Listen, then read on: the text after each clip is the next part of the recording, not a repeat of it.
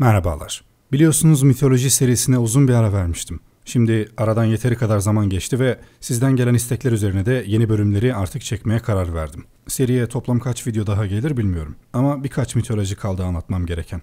Onun dışındakilere girmeyeceğim. Bu videomuzda Hint mitolojisine giriş yapacağız. Seri boyunca Hint mitolojisinin dönemlerini inceleyeceğiz. Hint kültürünü ve Hinduizmi tanıyacağız. Hint kutsal kitaplarını, reenkarnasyonu, karmayı, yaratılış öyküsünü, yaşam ağacını ve birçok konuyu yine bu seride inceleyeceğiz. Şimdi her mitoloji serimizin başında olduğu gibi o mitolojinin karakterlerini tanıyarak başlayacağız. Bunun için yine bir infografiğimiz var. Videomuza geçmeden önce sizden bir ricam olacak. Instagram hesabımı da takip etmenizi rica ediyorum. Oraya özel videolar da paylaşıyorum. Dahası da gelecek. Hepinizi bekliyorum. Bakalım söylemiş olmamın bir etkisi olacak mı? Şimdi videomuza geçebiliriz.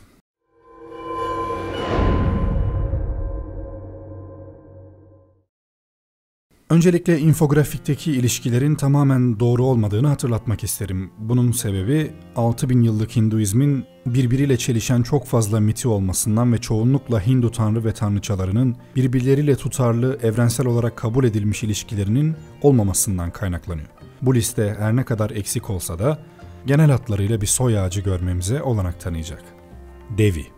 Devi, Hinduizmin bir çeşit ilahi annesi gibidir. Kuvvetin tanrıçası olarak tanınan Devi, ilahi gücün dişil yönü olarak tanımlanır. Enerji veya itici güç olarak çoğunlukla eril yönle eşit role sahiptir. O olmadan bilinci ve yargılamayı temsil eden eril yön güçsüzdür. Shakti yani güç olarak da adlandırılan Devi, Hinduizmin en büyük kollarından biri olan Shaktism olarak adlandırılan en önemli tanrıdır. O hem bir tanrıça hem de her şeyin kaynağı olan, her şeyi kapsayan ilahi enerjidir. Hint mitolojisinde tanrılar ve tanrıçalar birbirlerinin yerlerine geçebilirler. Bu konuya ileride değineceğim. Devi de eylemlerini mümkün kılmak için çoğunlukla başka bir tanrıça olan Parvati'nin bedeninde hayat bulur. Brahma. Hint mitolojisinde tanrıların en üst tabakasını yaratıcı tanrı Brahma, koruyucu tanrı Vishnu ve cezalandırıcı tanrı Shiva oluşturur. Brahma bütün her şeyin yaratıcısı olarak gösterilir. Vedalarda Tanrı Brahma'nın ezeli ve ebedi, zaman ve mekandan münezzeh, doğrulmamış, insanlar tarafından idrak edilmeyen bir varlık olduğundan bahsedilir. O evreni Om sözüyle yaratmıştır ve bu ses her yerde, her şeyde tınlamaktadır. O her şeyin özünde vardır. Geçmişte var olan aslında sadece Brahma'dır ve bütün her şey ondan türemiştir. Vishnu ve Shiva ile birlikte Trimurti denilen tanrı üçlemesini teşkil eder. Tıpkı Hristiyanlıktaki baba, oğul ve kutsal ruh üçlemesi gibi. Hinduizm'de varlıkların oluşumu saf maddeden saf ruha doğru bir süreçle ifade edilir. Bu iki uçta madde ve ruhtan oluşan varlıklar yer alır. Buna göre başlangıçta sadece Brahma vardı. Diğerleri ondan sudur ederek varlık sahasına çıktı. Ancak bu oluşumun ne zaman ve niçin meydana geldiği belli değildir. Çünkü o zaman sürecinin dışındadır. Kırmızı elbiselerle sarılıdır. Brahma, geleneksel olarak 4 başlı, 4 elli, 4 yüzü olan ve 4 tane kolu olan şekilde tasvir edilir. 4 elinin birisinde asa, birisinde kitap, bir diğerinde aksamala denilen bir tesbih vardır. Bu tesbihle evrenin zamanını takip eder. Sarasvati. Brahma'nın eşi, öğrenme ve bilgeliğin tanrıçası. Bahar mevsiminin 5. gününde ve Hint takvimindeki Magt ayının da 5. gününe denk gelen bahar bayramı ona adanmıştır. Festivalde bolca kullanılan sarı renk hem tanrıça Sarasvati'nin hem de hardal çiçeklerinin rengidir. Sarasvati, Hinduizm'deki 3 büyük tanrıçadan biridir. Vishnu. Vishnu, Veda metinlerinde ilahi varlığa verilen isimlerden biridir. Hindular yarı tanrı denen daha aşağı tanrılara da inanmakla beraber diğerlerinin kaynağı olan tek ilah olduğunu bilirler. Vaisnavalar onu Vishnu, her şeyin yaratıcısı olarak tanırlar. Dünya var olmadan önce daha hiçbir yarı tanrı, güneş, ay ve diğer yıldızlar yokken Vishnu kendi ezeli ve ebedi zatıyla vardır. Vaishnavizme inananlara göre o nihai gerçektir ve Tanrı'nın sadece bir görünüşü, biçimi olmaktan ötedir. Vishnu, insanları ve toplumu büyük felaketlerden, kötülüklerden koruyucu sıfatı temsil eder.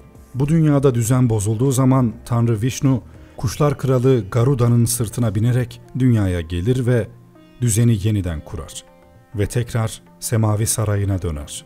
Tanrı Vishnu'nun 9 kere çeşitli biçim ve kişilikte dünyaya geldiğine inanılır. 10. defa dünyaya beyaz bir atın üzerinde Güney Hindistan'da bir köye Kalki adıyla gelecektir. Vishnu çoğunlukla bir kartalın üzerinde uçan 4 kollu bir tanrı olarak gösterilir. Vishnu mavi tenli olarak resmedilmiş, cennete ait bir tanrı olarak tanımlanmıştır. Hindu inancına göre evrendeki kozmik düzen zaman zaman tehlikeye girer. Böyle durumlarda Tanrı Vishnu düzeni yeniden sağlamak için iner ve bedenleşir. Lakshmi, Tanrı Vishnu'nun eşi, maddi ve manevi zenginliğin, refahın ve güzelliğin tanrıçası. Ellerinde nilüfer çiçeği tutar. Diğer ellerinden biri yere altın döker. Diğeri korkma pozisyonundadır. En eski söylenceye göre başlangıç okyanusunda yüzen tanrıça Lakshmi, Asuralarla savaşan tanrıçalar tarafından çalkalanmasından sonra doğup suyun içinden boynunda inci kolyeler, kolunda bilezikler ve başında taçla birlikte çıkmıştır. Tüm tanrılar kendisiyle evlenmek istemişse de elinde nilüfer çiçeği taşıdığı için Tanrı Vishnu'yu seçmiştir.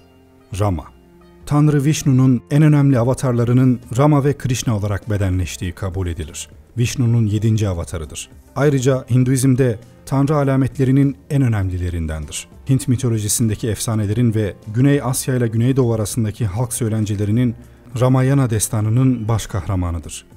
Sita, Hint mitolojisinde Vishnu'nun 7. avatarı olan Rama'nın eşidir.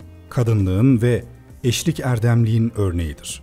Hint inancına göre Sita, kendisi Vishnu'nun ebedi ve ilahi eşi olan tanrıça Lakshmi'nin bir avatarıdır. Hanuman, maymun tanrı. Vishnu'nun avatarlarından biri olan Rama'ya, karısı Sita'yı kurtarmasında yardım eden bir Vanara'dır. Bhakti'nin zirvesini sembolize eder ve kimilerine göre Shiva'nın avatarlarındandır. Daha çok rüzgar tanrısının oğlu olarak tanınır. Bazı akademisyenlere göre Çin mitolojik karakteri Sun Wukong'tur. Balarama, Balarama bazen Vishnu'nun 8. veya 9. avatarı olarak kabul edilir. Bazen de değildir. Her iki durumda da Krishna'nın ağabeyi olmasıyla ünlüdür. O büyük bir çiftçidir ve tırpanını hem çiftçilik hem de iblisler için kullanır.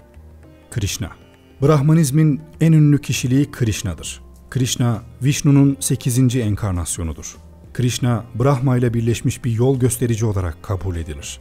Krishna'nın sözleri doğrudan Brahma'nın sözleridir. O hiçbir şeyi kendi nefsinden söylemez. Genellikle flüt çalan bir sığır çobanı ya da felsefi nasihatler veren genç bir prens olarak betimlenir.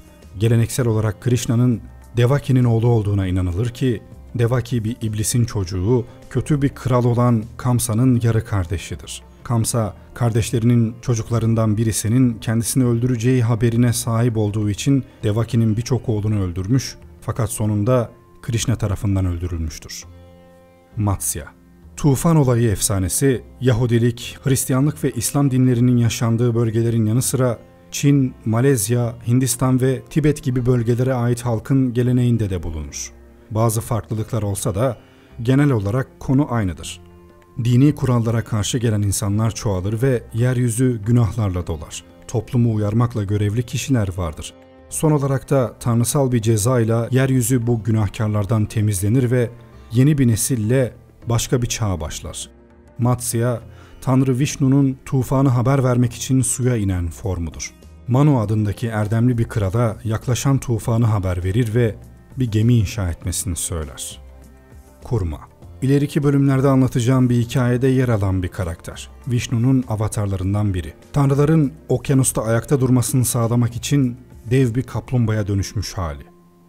Varaha, Varaha, Vishnu'nun domuz şeklindeki 3. avatarıdır. Rivayete göre dünyayı alıp kozmik okyanusun dibine götüren iblisi yenmek için ortaya çıkmıştır. Sonunda galip çıkan Varaha ile iblisin arasındaki savaşın 1000 yıl sürdüğüne inanılır. Varaha uzun dişlerinin arasında taşıyarak dünyayı okyanusun içinden çıkarır ve evrendeki yerine geri getirir. Varaha ya tamamen hayvan olarak ya da insan bedeni üzerinde domuz kafasıyla tasvir edilir. Bu avatar bir tufandan kurtuluşu ve yeni bir kozmik çevrimin başlamasını temsil eder. Narasimha, Narasimha, Hinduizmin Puranalarına göre Vishnu'nun bir avatarıdır. Bu avatar yarı insan, yarı aslandır. Gövdesi ve bacakları insan gövdesidir ancak yüzü aslan yüzüdür ve pençeleri vardır. Narasimha özellikle kendine inananları gerektiğinde savunan ve koruyan Vishnu'nun bir biçimi olarak büyük koruyucu olarak da tanınır. Vamana, Vishnu'nun avatarlarından bir zeki cüce tanrı. Krallığı, tanrıların krallığını bile tehdit edebilecek kadar büyüyen bir insan kralı durdurmak için Vishnu bu avatarı kullandı. Hikayesini gelecek bölümlerde anlatabilirim. Parasurama, aydınlatılmış bir balta taşıyan savaşçı bir Vishnu avatarı. Rahipler ve Kshatriya savaşçıları arasındaki politik anlaşmazlığı çözmüştür. Shiva, Shiva Hinduların yaratma, yok etme ve yeniden yaratma tanrısıdır. Bazı görüşlere göre Shiva, Trimurti yani Hint teslisinde yer alır. Buna göre Brahma yaratıcı, Vishnu koruyucu, Shiva ise yok edicidir. Her ne kadar yok etmeyi temsil etse de olumlu bir güç olarak görülür. Bu yok ediciliğin kötülüğün yok edilmesi olduğuna inanılır. Shiva'nın dünyanın sonunu getireceği de söylenir ama aynı zamanda bebekleri dünyaya getiren de odur. Shiva'ya inananlara göre o bütün zıtların uzlaşmasıdır. Bu yüzden de o hem yaratıcı hem yok edici, hem korkunç hem nazik, hem kötü hem iyi, hem erkek hem kadın, hem ebedi dinginlik hem de sonsuz faaliyettir. Parvati, Shiva'nın karısıdır. Parvati'nin derisi altındandır. Işığı ve güzelliği temsil eder. Sevgi ve bağlılığın tanrıçasıdır. Sati, mutluluk ve uzun ömür tanrıçası. Shiva'nın ilk eşi. Sati, Hinduizm'de dulun ölen kocasıyla beraber yakılması gibi çok eski bir ritüelle ilişkilidir. Bu ritüel ve Sati ile Shiva'nın trajik aşk öyküsü sonraki bölümlere kalsın. Durga, Durga Hinduların en önemli tanrıçasıdır. 10 kollu ve çok uzun boylu olarak tasvir edilen tanrıçanın her konuda düşmanları yok eden bir silahı olduğuna inanılır. Durga, Tanrı Shiva'nın eşlerindendir. Kötücül ve kan dökücü bir karakteri vardır. Durga, kendisine tekelerin kurban edildiği korkunç bir tanrıçadır ama Durga ölümden sonra dirilişin ve daimi kozmik yaşamın da öznesidir.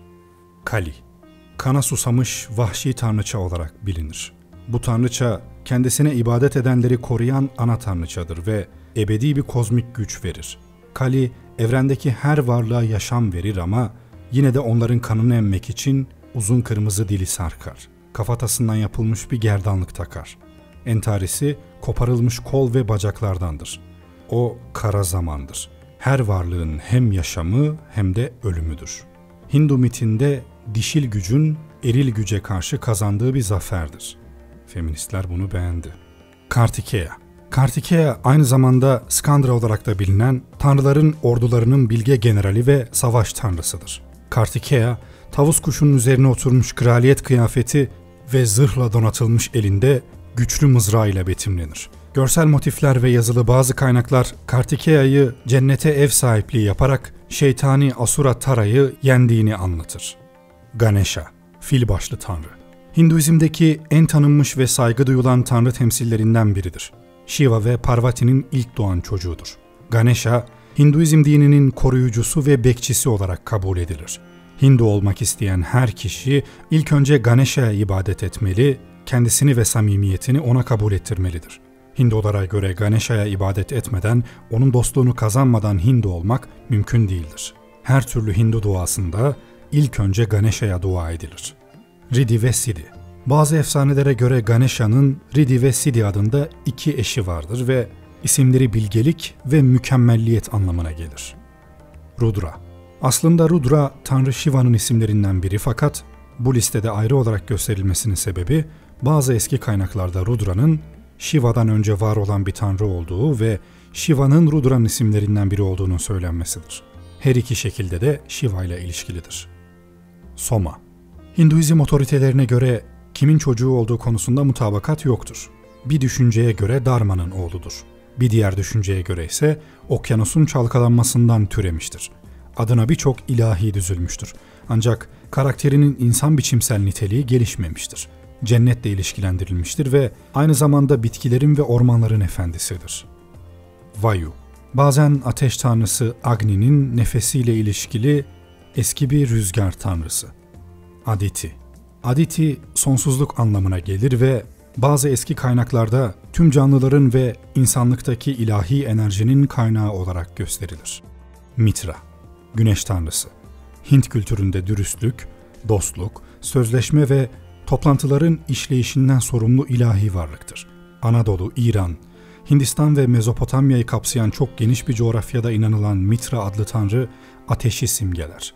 Güneşin müşfik gücünün şahıslaştırılmış halidir. Mitra kültü Hindistan'dan İran'a, oradan da batıya doğru yayıldı. Mitra kültü M.Ö. 1400'lü yıllara kadar dayanır.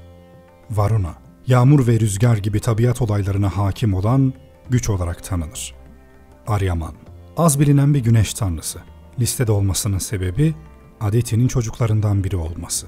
Baga, yine Aditi'nin çocuklarından zenginlikle ilişkili bir güneş tanrısı. Daksha, Daksha Aditi'nin çocuklarından biri olup ismi akıllı, becerikli anlamına gelir. Bazı kaynaklarda ise o Brahma'nın düşüncesinden doğmuştur. Vastar, bazı hikayelerde Indra'nın ünlü bir şekilde dev bir şeytan olan Vitra'yı yaratan tanrıların zanaatkarı. Savitar, Aditi'nin çocuklarından biri. Hakkında pek fazla bilgi yok. Pusan, seyahat, hayvancılık ve sürülerle ilişkili bir tanrı. Amsa, hakkında pek fazla bilgi olmayan başka bir Aditi çocuğu. Surya, Hinduizm'deki güneş tanrılarından biri. Dayus Pitar'ın oğlu. Altından kolları ve saçları vardır. Savaş arabası 7 at tarafından çekilir. Bu 7 çakrayı temsil eder. Saranyu, eski bir bulut tanrıçası. Yama, ölüm tanrısı. Ruhların dünyada yaptıkları berbat şeyler için geçici fakat ciddi bir cezaya maruz kaldığı bir yeraltı dünyası olan Naraka'nın yöneticisi.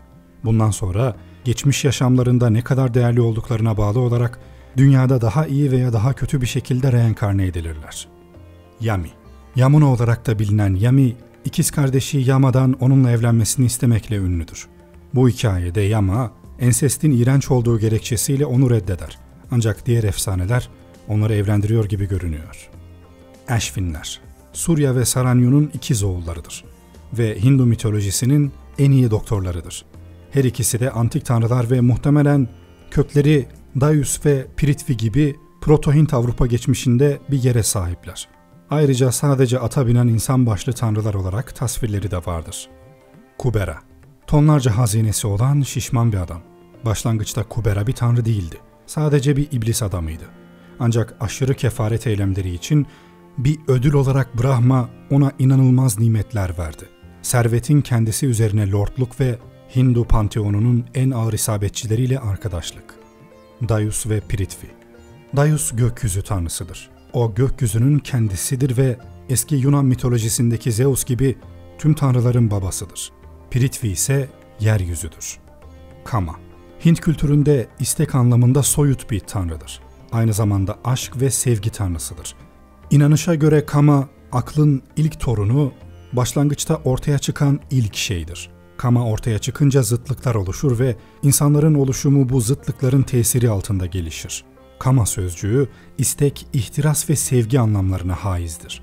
Bütün Hint geleneksel görüşünün, Hinduizmin, Jainizmin ve Budizmin köreltilmesini ve önüne geçilmesini istedikleri şey, bu Kama'nın yok edilmesi, etkisiz hale getirilmesidir. Pek çok kutsal kitapta insanı mahvolmaya götürenin istek ve ihtirasları olduğu söylenir. Rati, Hint mitolojisinde aşk, cinsel nefis, şehvet, ihtiras ve cinsel zevk tanrıçasıdır. Aşk tanrısı Kama'nın dişi karşılığı, baş danışmanı ve yardımcısıdır. Agni, ateş tanrısı. Rigveda içinde yer alan 33 tanrıdan biri.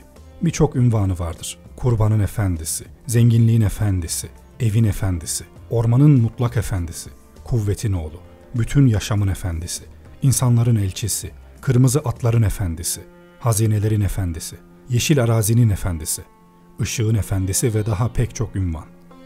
Usas, şafak tanrıçası Usas, eski Hindu öncesi dinin en önemli tanrıçalarından biriydi.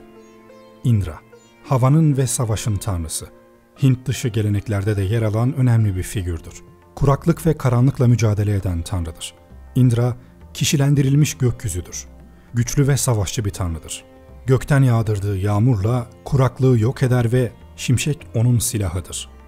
Evet, videomuzun sonuna geldik. Gelecek bölümlerde Hint mitolojisini daha yakından tanıyacağız. Videomu beğendiyseniz beğen tuşuna bir dokunun. Yorumlarınızı da eksik etmeyin. Bir sonraki videoda görüşmek üzere. Hoşça kalın.